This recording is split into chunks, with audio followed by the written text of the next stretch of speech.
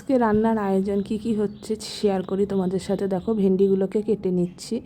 আর রান্নার অনেক কিছু আজকে আয়োজন হবে। আর গরমে তো এই ভেন্ডি এগুলোই মানে মানে রান্নার বেশি আর এদিকে টমেটোগুলোকেও দেখো কেটে নিয়েছি। আর কি রান্না হচ্ছে চলো তোমাদেরকে শেয়ার করি।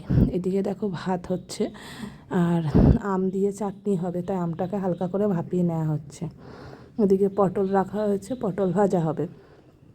আর এই আলুগুলো দিয়ে ভেন্ডি দিয়ে ভাজা হবে, আলুগুলো দিয়ে আর এই ভেন্ডি দিয়ে ভাজা হবে। আর তিতর ডাল হবে। এই কারণে দেখো লাউ আর উচ্ছেগুলোকে কেটে নেওয়া হয়েছে।